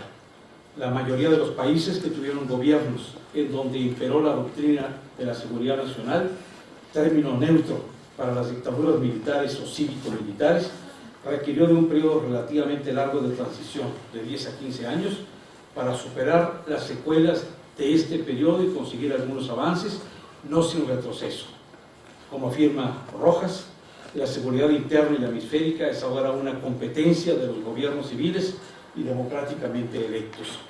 El restablecimiento de un orden democrático y las relaciones entre los actores civiles y legítimos en los países del Cono Sur, en los países andinos y en Centro y Norteamérica, fue acompañada por un largo periodo de crisis económica y por la implantación de los programas de ajuste estructural que tuvieron un gran impacto sobre la economía y el orden social. Los años de reestructuración económica y social tuvieron considerables consecuencias para las clases medias, la clase media urbana, los pobladores de los barrios populares y de la población rural. Se transformó no solamente el orden político, sino también la estructura económica y social de la región latinoamericana. El resultado global de estos cambios profundos durante los años 80 y 90 se refleja en una pobreza masiva, en una informalización de la economía y de la sociedad y en un proceso de exclusión social de una gran parte de la población. América Latina ha sido durante el siglo XX el continente con la distribución de ingresos más desigual del mundo, incluso en comparación con los continentes africano y asiático. La crisis de los años 80 y 90 consolidó esta desigualdad. Por lo tanto, la democracia reconquistada se sustenta en un desequilibrio, en una brecha profunda que tiene graves consecuencias para la estabilidad y para las posibilidades de desarrollo armónico de la región latinoamericana. En la actualidad, ningún gobierno latinoamericano ha encontrado una solución adecuada para cerrar esta brecha. Es de apenas ayer la información publicada en los periódicos sobre el fracaso en México del programa Oportunidades orientado al combate a la pobreza. De una manera u otra, la pobreza y la exclusión se presentan con un rostro de violencia. Sin embargo, la relación entre la pobreza transgeneracional y los altos niveles de violencia no es simple. El problema, como se verá más adelante, no es una simple y directa correlación entre los fenómenos relacionados con la pobreza y el contexto en el que se produce la violencia. Se trata de un número complejo de factores cuyo potencial está en enmascarar la causa y la consecuencia y que da lugar también a articulaciones de diferentes órdenes producidas por diversos actores. La pobreza, que hacia la primera mitad del siglo XX se había manifestado en el ámbito rural, a partir de los años 50 pasó a ser un fenómeno también de carácter urbano, especialmente en las grandes metrópolis. La exclusión masiva y probablemente transgeneracional en el ambiente urbano empezó a ser sinónimo de conflictos sociales y radicalización política en las dos últimas décadas del siglo pasado, relacionada con la cultura de la pobreza y la orientación política de los excluidos. Existe una profunda desconfianza expresada en las diversas ediciones de Latinobarómetro, en las instituciones formales de la democracia, tales como el Congreso, los partidos políticos, el sistema legal e incluso los sindicatos locales. En otras palabras, una de las principales consecuencias sociales y políticas de la pobreza y la exclusión social ha sido la gradual erosión de la legitimidad del orden civil, político y público. Un segundo fenómeno es la manifestación de nuevas formas de violencia, esta vez no asociadas con la existencia de dictaduras y regímenes militares como en el pasado, sino con la presencia y la actuación de nuevos actores armados. La pobreza, la exclusión social y el aumento de la violencia han aparecido de forma simultánea. Aparentemente se nutren mutuamente cuando las autoridades del orden y de la ley tienen una presencia relativamente simbólica. Se retiran o solamente están presentes de forma relativa. Por ejemplo, utilizando unidades especializadas en la lucha urbana que generalmente están incorporadas dentro de las filas de las fuerzas policiales. Es necesario resaltar que muchos de estos problemas por analizar no se producen exclusivamente en el ambiente urbano. Más aún, es en el entorno urbano donde se presenta, en primer lugar, la mayor concentración de la pobreza nacional y, en segundo lugar, la brecha social más grande entre el bienestar de las élites e integrantes de las clases medias y la precariedad de los pobladores de los barrios populares, de las comunas, de las barriadas, de las villas, de las favelas, donde se encuentra el denominador común de la pobreza, la exclusión social, la desigualdad y la marginalización de manera aglomerada en el sentido económico, social y espacial. La asociación entre la pobreza y la violencia no se debe solamente a un síndrome de miedo que tienen las élites y los integrantes de las clases medias con respecto a la amenaza que constituirían los pobres. Ellos se identifican los barrios marginales como la cuna de la violencia social, de la criminalidad, de la venganza. Sin embargo, tal y como lo han demostrado diferentes estudios, también los pobres se identifican, y esta vez como víctimas, la coincidencia entre la pobreza y la marginalización. Esto se explica por la presencia de actores armados que compiten por la hegemonía sobre el espacio urbano con las autoridades legítimas de la ley y el orden, que con frecuencia, por su ausencia o por su falta de acción, dejan el campo libre a quienes por la fuerza buscan un liderazgo territorial urbano. En los años 80 y 90 se consolidó la brecha económica, social y política en términos de un continuum entre la formalidad y la informalidad. La idea fundamental fue que los contextos de economía irregular, entonces denominada informal, invadió la economía normal o formal que funcionaba respetando la ley y el orden. La pobreza e informalidad urbana se han manifestado con la aparición en las grandes aglomeraciones urbanas de un número creciente de pobres. Se trata de una nueva clase transgeneracional de habitantes urbanos pobres, de ciudadanos informales que surge en la década de los 80. De igual modo, el Programa de Naciones Unidas para el Desarrollo lanzó la noción de ciudadanos de baja intensidad en su informe sobre la democracia latinoamericana. Al comienzo del siglo XXI, América Latina es el continente donde sectores significativos de población, en algunos casos la mayoría, son a la vez pobres, informales y excluidos. La informalidad tiene también un rostro étnico, dado que la etnicidad es un factor de estratificación. Entre los mecanismos de sobrevivencia predominan los lazos de etnicidad y de religión, las relaciones de familia, reales o simbólicas, y la cercanía en términos de lugar de nacimiento o de pertenencia a los barrios populares. La economía y la sociedad informal se hallan excluidas del empleo estable, del ingreso regular, de los sindicatos laborales, de la legislación laboral y del acceso a las instituciones sociales que proveen tales necesidades básicas como los servicios de educación, salud pública y vivienda popular. Parece evidente que la desigualdad arriba mencionada tiene todas las características de un complejo múltiple que afecta profundamente a la calidad de la ciudadanía latinoamericana. Se trata, de hecho, de una brecha multidimensional que se da en los diferentes ámbitos, que se articula de distintos modos y que genera diversos actores entre economía formal e informal, entre la sociedad de inclusión y exclusión, entre la legalidad y la alegalidad, entre el respeto por la ley y la decencia y las actividades criminales, y por último entre lo civil y lo no civil. En diferentes aspectos medulares del orden económico, social y político de América Latina, los derechos y deberes de la ciudadanía están fragmentados y son inconclusos. En México, hace apenas una semana, el encargado del Poder Ejecutivo desbarató de un plumazo a una empresa con más de 40,000 trabajadores, organizados sindicalmente, violando diversos artículos de la Constitución política en nombre de la ineficiencia y los altos costos de operación. Hay una gradual expansión de esta zona gris que demarca la diferencia entre lo formal y lo informal, entre la ley y la ilegalidad, entre el respeto por la ley y la criminalidad, entre la sociedad civil y la sociedad incivil. Esta zona gris de indiferencia y indefinición genera formas híbridas de injusticia dentro de la legalidad, de inseguridad dentro del marco de la ley y de informalidad dentro de las instituciones del orden. En vez de negociar con sindicatos laborales, el empresario moderno despide a gran parte de sus trabajadores estables y subcontrata a cooperativas, entrecomillado, que contratan jornaleros sin derechos laborales por días o por semanas. Esto en el caso de Colombia y es generalizado en América Latina.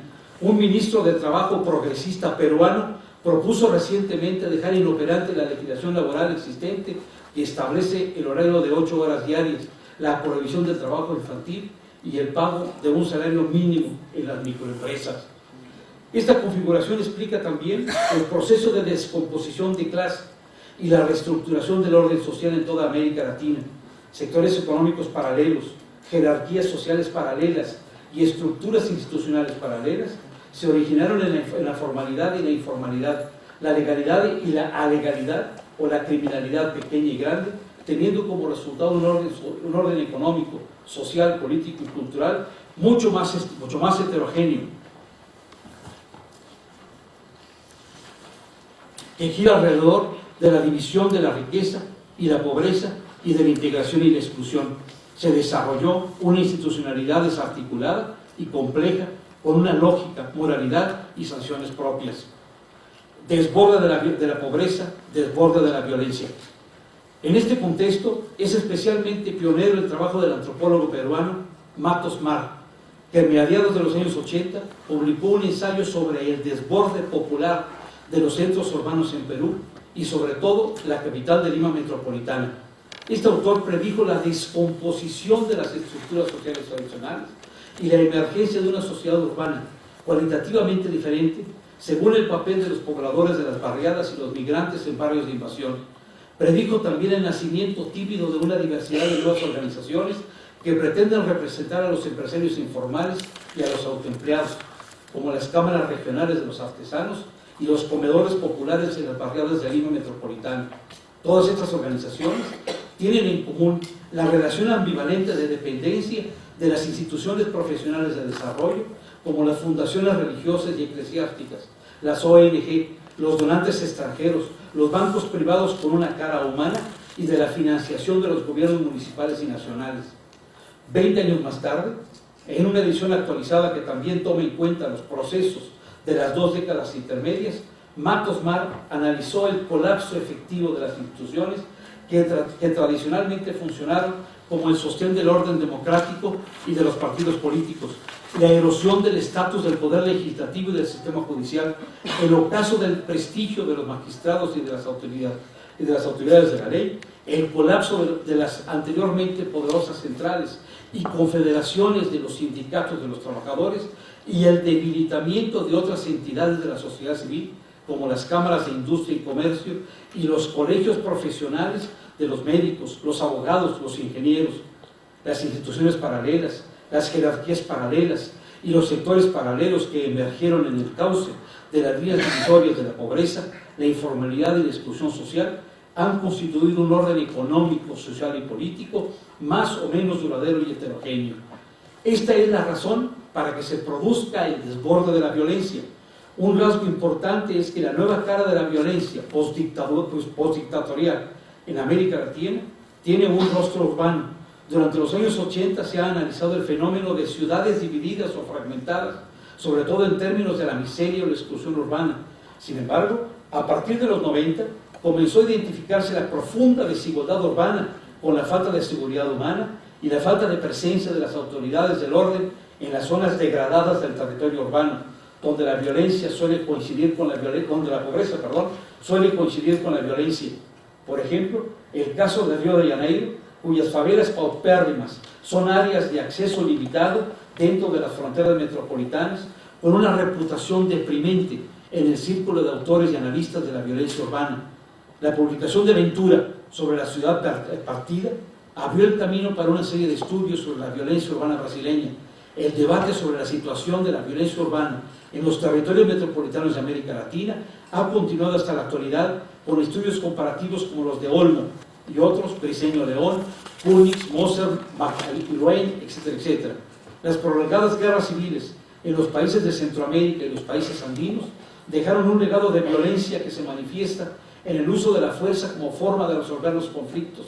Actores armados procedentes, por una parte, de las instituciones y bandas de excombatientes de las Fuerzas Armadas, de los paramilitares, de los frentes guerrilleros, y por otra parte, perteneciendo a bandas criminales y pandillas juveniles, constituyeron sistemas de violencia de carácter local y nacional en países como Colombia, Guatemala y México, y de una forma más restringida en Argentina, Brasil, El Salvador, Honduras y Perú. Hasta finales de los años 80 existían en Colombia 4 agrupaciones guerrilleras diferentes. Hoy en día solamente las FARC, la fuerza mayoritaria, y ELN, la fuerza minoritaria, se mantienen activas. La mayoría de los grupos guerrilleros locales recaudaban un impuesto de guerra entre los productores de la coca y los narcotraficantes en sus regiones. Posteriormente, muchos frentes, formaciones militares, políticas y políticas locales de las guerrillas, incorporaron la protección y el cultivo ilícito en sus logísticas militares y financieras, a la par con otras fuentes financieras como el secuestro y los impuestos de guerra recaudados sobre los comandantes locales. También en los años 80, narcoempresarios en Cali y Medellín crearon unidades paramilitares. Otros empresarios rurales siguieron rápidamente este ejemplo, que tuvo como resultado la aparición de los grupos regionales de vigilantes y sicarios, es decir, asesinos a sueldo profesionales. Estas bandas paramilitares, con o sin cooperación informal de las Fuerzas Armadas regionales, se constituyeron rápidamente en una alternativa de contrainsurgencia. Establecieron gradualmente zonas limpias, donde hacían cumplir la ley por medio de la violencia, la extorsión y la intimidación. En el año 77, estas fuerzas regionales se unieron para formar la AUAC, Autodefensas Unidas de Colombia. La cúpula de los paramilitares utilizó luego su poder para ingresar en actividades legítimas, adquirieron propiedades rurales y financiaron políticos locales y regionales mansos, fenómeno que se indica como la parapolítica. A finales de 2007, alrededor de 30.000 combatientes quedaron desarmados tras negociaciones con el gobierno, auspiciados por obispos regionales.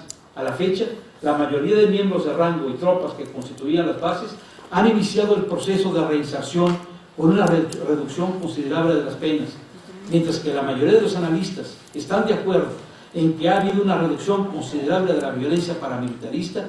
Otros apuntan que se ha producido la reconstitución de bandas paramilitares y criminales representadas en pandillas locales de menor tamaño, comparable con la formación de los mini carteles, después del desmantelamiento de los dos carteles de Cali y Medellín. La secuela de la proliferación de actores armados ha dejado profundas huellas con la aparición de bandas, pandillas y agrupaciones locales que entre sí se disputan pequeños territorios de poder y de extorsión.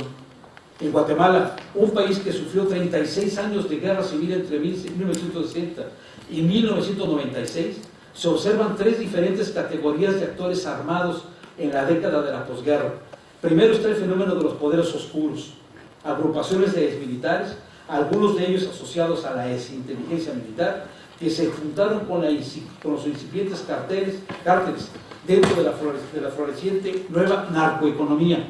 La segunda categoría de actores armados lo forman las bandas de la criminalidad común, especializadas en robo de vehículos, secuestros y matanzas subcontratadas. La tercera categoría son las pandillas juveniles, que en las Centroaméricas posbélicas son llamadas maras. Son bandas que establecieron sus territorios en los barrios populares de El Salvador, Honduras, Guatemala y en menor grado en Nicaragua y en México. Participan en pequeñas guerras territoriales y extorsionan a la vez a pequeños empresarios, comerciantes, taxistas y choferes del transporte público de los barrios populares. Al comienzo de este siglo, las maras son oficialmente consideradas como la amenaza principal de la seguridad nacional. Miles de jóvenes entre 12 y 30 años de edad pertenecen a una de las maras o pandillas juveniles que tienen una presencia nacional macabra por ser responsables en Guatemala del 20% de los homicidios, en El Salvador y Honduras del 45% de los homicidios en 2003. La economía marera centroamericana depende del control territorial, del acceso al transporte y el comercio local de drogas.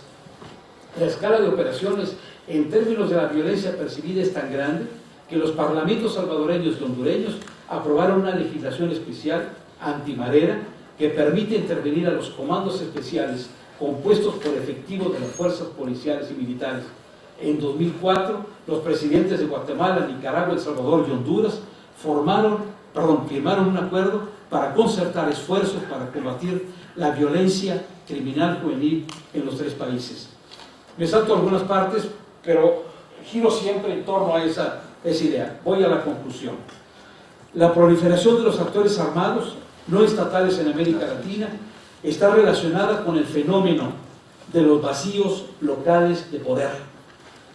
Estos vacíos se forman a raíz de una prolongada ausencia de las autoridades y representantes de la ley en áreas específicas. En estos vacíos emerge una simbiosis osmótica entre el Estado, más precisamente la policía y el sistema legal, la criminalidad común y elementos criminalizados de exmiembros de las Fuerzas Armadas, la policía, las unidades paramilitares y los combatientes guerrilleros. Entonces la ley y la justicia local se adaptan al orden que oscila entre las fuerzas paralelas de los grupos locales de poder y las autoridades morales, como los representantes electos de las asociaciones de vecinos, pobladores o moradores, sacerdotes o pastores evangélicos, a veces los empresarios exitosos o los propietarios de emisoras locales de radio o televisión, en alianzas fluctuantes. Es interesante puntualizar que en este contexto de violencia inherente y de microguerras fluctuantes por el control de pequeños o más amplios territorios con un alto grado de volatilidad, las Fuerzas Armadas no desempeñan un papel preponderante. En los países del Cono Sur, y en cierto modo también en los países andinos y centroamericanos, como en las décadas anteriores en México, las Fuerzas Armadas se retiraron de la arena pública para reformular sus objetivos institucionales en la dirección de los militares profesionales. Las instituciones armadas dejaron prudentemente la confrontación pública con los actores violentos no estatales a las fuerzas especiales de la policía, entrenados en el combate de la contraagresión urbana. No obstante, mientras que las manifestaciones de esta nueva violencia gradualmente asumen rasgos permanentes, la anomalía de esta situación comienza a indicar el fenómeno del Estado ausente, por lo menos parcialmente, en materia de seguridad y de justicia. Otro rasgo es la proliferación de la vigilancia privada, la policía privada, serenazgos, guardianes privados nocturnos, en los barrios de la clase media e incluso en los distritos populares, serenazgos particulares, escuadrones especiales de protección, fuerzas de protección del sistema bancario y financiero, fuerzas de justicia privadas, comandos paramilitares, escuadrones de la muerte, originalmente asociadas con las guerras civiles prolongadas en países como Colombia y Guatemala. Estas asociaciones de orden y protección privadas se expandieron y se expanden en toda América Latina y en algunos estados en el Caribe, como es el caso de Jamaica. En tercer lugar, podemos mencionar los nuevos actores armados en las favelas, villas, barriadas o comunas de miseria, donde la autoridad local de facto es el traficante que da órdenes para los ajusticiamientos, pero funciona también como proveedor financiero de las ONG en su territorio. Últimamente, muchos pobladores que tienen que escoger entre una relación con la policía municipal, que cada cierto tiempo invade el barrio, o con los líderes de los agrupamientos violentos, prefieren la alternativa de entenderse con quienes están permanentemente presentes y quienes actúan diariamente como guardián del orden informal. La complicada articulación entre los fenómenos asociados con el entorno de la formalidad e informalidad, de la inclusión y la exclusión, de la ley y el orden y la criminalidad, de la civilidad y la no civilidad, conforma un contexto fértil para que puedan brotar los gérmenes de la violencia y el terror en los segmentos pobres y marginados, en las metrópolis y en las grandes conglomeraciones urbanas. Cuando la brecha social, como en el caso de América Latina, se profundiza o se consolida en ciudades divididas, de manera espacial, de manera social, de manera cultural, cuando la ausencia de los actores legítimos de la ley se manifiesta en forma crónica, se abre el camino para que los actores armados, privados e informales ocupen el lugar de la policía y la justicia, transformando los barrios pobres y marginados en espacios de desintegración dominados por los criminales, el terror y el miedo. El informe del PNUD del 2004 explica que en la actualidad la mayoría de la población latinoamericana preferiría un gobierno de tinta autoritario que fuera capaz de encontrar una solución para la pobreza masiva. Esto plantea la pregunta sobre el carácter de la estabilidad del orden político, que implica la existencia generalizada de una ciudadanía de segunda clase. Pobreza dentro de un contexto de violencia parece ser el mecanismo estándar de integración de los marginalizados urbanos. Segmentos considerables de la población de América Latina sobreviven en la economía y sociedad informal, donde se comparte la pobreza y la violencia diariamente. Muchos de los actores armados de esta nueva violencia son reclutados de las filas de los informales y los excluidos. Este fenómeno de la exclusión con violencia compartida por las masas de los pobres urbanos contribuye a la destrucción de los fundamentos morales del orden democrático y los perímetros de la ciudadanía. La violencia crónica, incluso dentro de los límites de los enclaves territoriales restringidos, contribuye a la erosión de la legitimidad del orden político. A partir de aquí se plantean diversas alternativas. Es paradójico que varios gobiernos latinoamericanos, como los líderes populares y las autoridades religiosas en su contexto local, han aceptado una especie de coexistencia pacífica de facto con los actores no estatales de la violencia, mientras que ellos públicamente no constituyan una amenaza para las autoridades políticas de nivel nacional. A este nivel, la pregunta clave es, por supuesto, ¿cuánto tiempo más la estabilidad del orden económico, social y político en América Latina puede ser garantizada en este precario equilibrio entre los niveles aceptables de exclusión y los niveles aceptables de violencia? Pero también puede plantearse otra hipótesis. Al acentuarse la violencia entre actores no estatales y estatales y hacerse aquella socialmente intolerable por el desgaste, la incapacidad y la ineficiencia de las Fuerzas Armadas, ¿qué implicaciones tendrá el recurrir a cuerpos policíacos o escuadrones paramilitares ampliamente justificados y dispuestos a poner en práctica un pesado dispositivo de leyes y regulaciones fuertemente represivas y liberticidas? Nos acercaríamos posiblemente más a la imagen de Behemoth que a la relación presa-depredador formulada por las ecuaciones de Voltaire-Lotka, sugeridas por el precario equilibrio al que hacíamos alusión en la hipótesis precedente. Esta ponencia que hemos presentado así rápidamente tiene debe distinguir fundamentalmente la pobreza como generadora de violencia. No es automáticamente una consecuencia, porque más bien yo creo que aquí los elementos que están interviniendo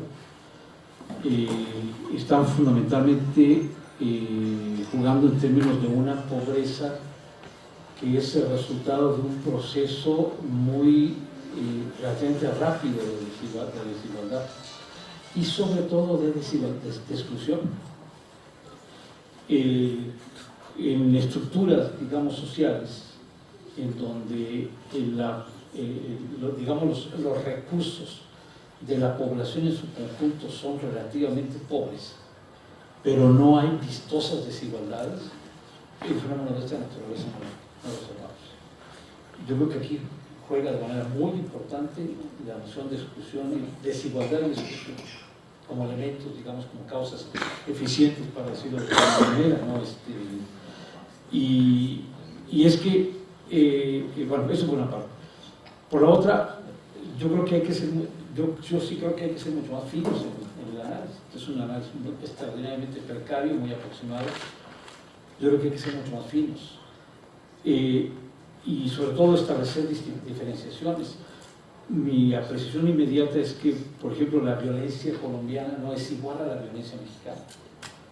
Son dos tipos muy distintos de violencia. La violencia colombiana tiene además muchos años.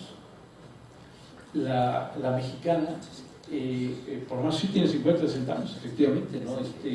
Por lo menos desde los años 40, efectivamente, ¿no? Y se da en una estructura, en una organización estatal con muchísimas deficiencias, digamos, en su proceso de institucionalización.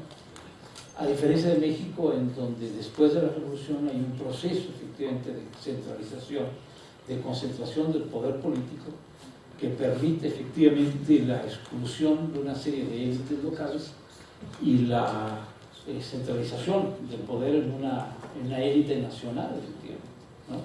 Que es la que reparte efectivamente beneficios, dádivas, oferta, la que hace las ofertas, ¿no? Entonces, bueno, yo creo que eso allí ya muestra una diferencia. En el caso, digamos, de Colombia, la violencia se expresa incluso en términos, vamos a decirlo así, muy inmediatamente sociales y endémicos, muy de relación interpersonal, ¿no? Me caes bien, te elimino, me viste feo el otro día, no me saludaste al dar la vuelta a la esquina y por eso te mando a matar o te mato, etcétera, etcétera, ¿no? Yo creo que esto en México no ha pasado, excepto en algunas regiones del país, pero como un fenómeno muy localizado. Tierra Caliente, por ejemplo, esto puede ser algo semejante a lo de Colombia, pero no es generalizado en el país. Entonces el tipo, digamos, de enfrentamiento que se está dando, digamos, entre los grupos de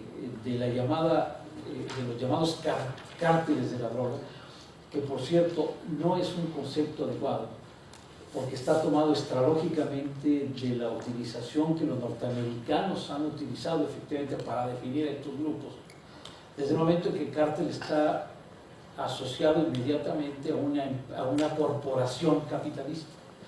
Y como ellos atacan fundamentalmente, o han atacado el problema efectivamente de los narcóticos desde el punto de vista económico, desde el punto de vista del no pago de impuestos, ¿no?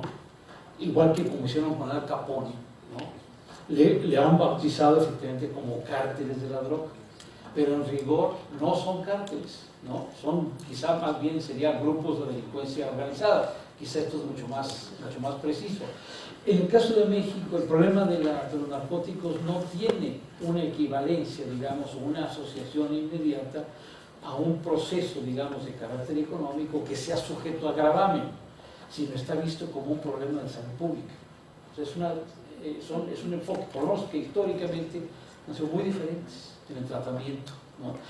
El tratamiento, digamos, económico dado a estos sectores, que por cierto es todavía extraordinariamente incompleto, es un fenómeno muy reciente, que viene fundamentalmente sugerido por otras experiencias nacionales, de manera muy particular la experiencia italiana en el combate a las mafias, ¿no?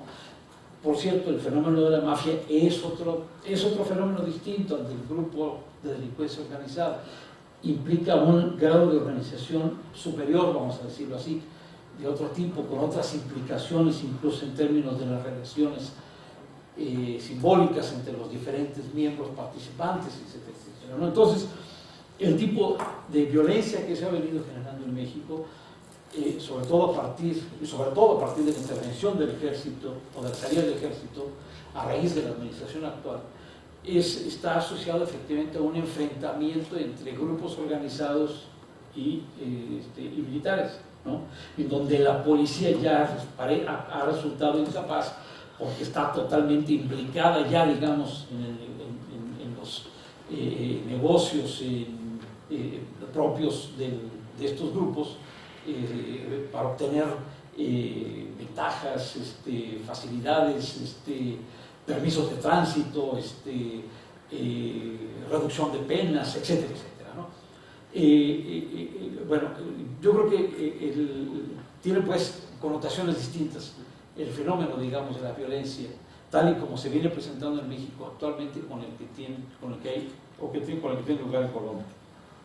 Otro elemento también importante, el número de homicidios por cada 100.000 habitantes en México hasta fechas muy recientes era relativamente bajo en comparación con toda América Latina.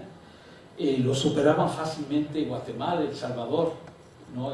Pero en una muy buena proporción, por cierto, ¿no? México tenía algo así como 20 por cada 100.000 habitantes en comparación a los 50 o 70 que tenía Guatemala o El Salvador, por ejemplo, ¿no? Los fenómenos como los que se dieron, por ejemplo, en el caso de Medellín en años pasados, con respecto a los que vemos actualmente, incluso actualmente en México no tienen punto de comparación. Juárez tiene actualmente lleva 2.000 homicidios, ¿no? Hasta ahora, ¿no? Este año. En Medellín llegó a tener una cifra estratosférica de alrededor de 70.000 en un momento determinado. O sea, no hay punto de comparación. Vamos, no quiero con esto decir que tengamos que esperar a que lleguemos a los 70.000, no, definitivamente no, para poder efectivamente superar a Medellín, no es eso lo que estoy implicando. Lo que quiero decir pues que hay sustratos sociales, culturales, simbólicos, históricos distintos, digamos, que están en un caso y en otro. Por lo tanto, incluso la afirmación de la colombianización de México, yo creo que es de todo desacertada, ¿no? Hoy los colombianos incluso hablan de mexicanización, no de su propia situación, ¿no? Es decir, yo creo que se trata pues de fenómenos que están asociados pues a otro tipo de circunstancias, en donde, a mi juicio, y ese es el tema, el punto que yo resalto fundamentalmente en esta ponencia, se debe efectivamente a la ruptura del orden político.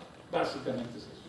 Es decir, no hay autoridad política, no hay poder concentrado que resuelva jovesianamente los problemas mínimos, digamos, a los cuales está abocado el Estado, que es, entre otras cosas, la impartición de justicia. Entonces, cuando el Estado no es capaz de impartir justicia entre los ciudadanos, en el enfrentamiento normal que se da entre privados, bueno, entonces esto se resuelve ya directamente por vías de hecho, ¿no? Cada quien busca la forma de hacerse justicia por su propia mano, ¿no? Entonces, eso es lo que yo estoy implicando básicamente, ¿no? Y entonces está asociado, y este es mi punto de vista, está asociado fundamentalmente al pasaje que se da fundamentalmente de la llamada economía social o del estado del bienestar a estas formas de exuberante neoliberalismo, digamos, que hemos vivido, ¿no? La laxitud efectivamente en el tratamiento, digamos, de los problemas económicos, sociales, la desregulación exuberante, exasperada que se ha venido dando en nuestros países, en que hemos sido incluso más papistas que el Papa, ¿no? Y que ha llevado efectivamente también a una ruptura, digamos, de ciertos acuerdos internos que había dentro del país, ¿no? Que sigue llevando incluso estas rupturas, por cierto, ¿no? Y que, bueno, provoca estas situaciones efectivamente anómicas, ¿no? En donde fácilmente pueden proliferar este tipo de tendencias. ¿Hacia dónde va la situación? Yo personalmente soy extraordinariamente pesimista sobre hacia dónde vamos, porque evidentemente este enfrentamiento interno que se está dando en el país, que toma tintes, digamos, muy complicados, en donde no solamente los actores vinculados directamente al ejercicio inmediato de la violencia, ¿no? que provoca estas cifras asombrosas de récord diario del número de muertos, ¿no?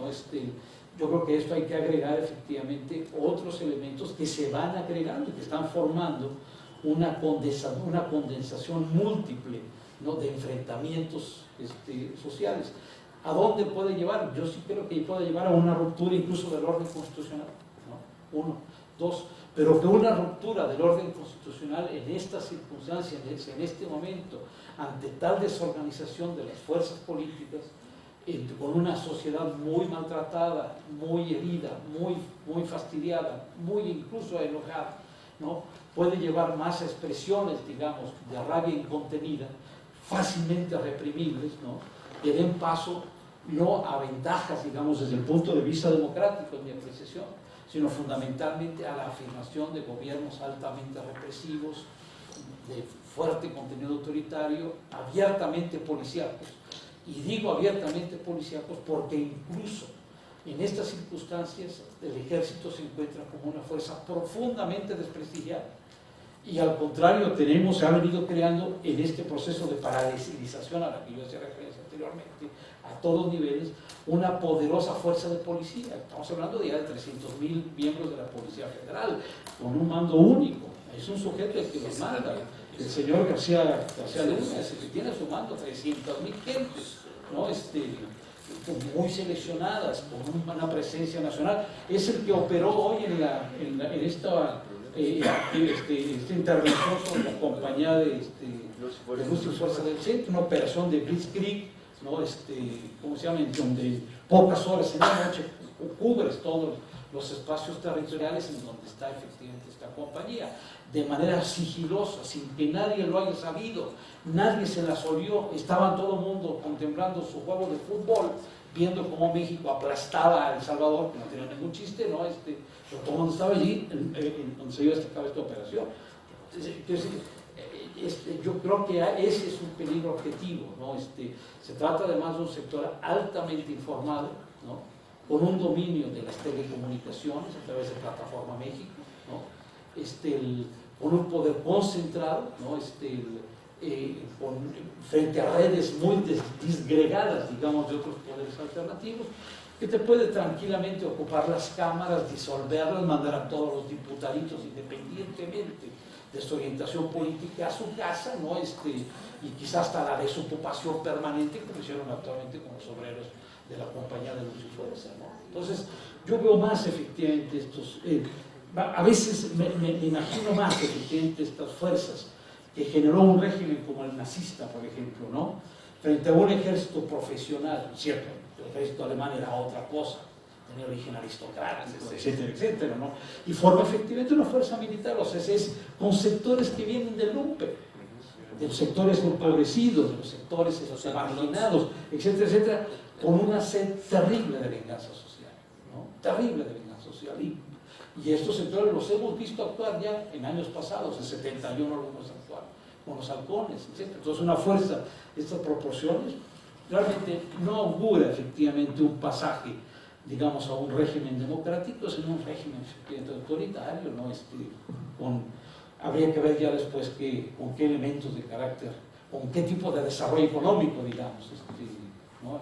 En su imaginería, ¿cómo se llama?, propia, ¿no?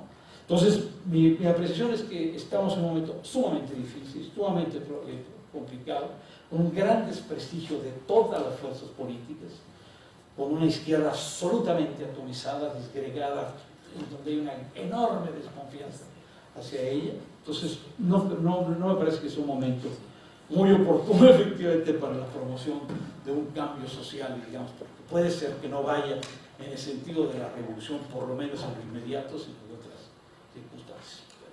No, esa es mi apreciación personal.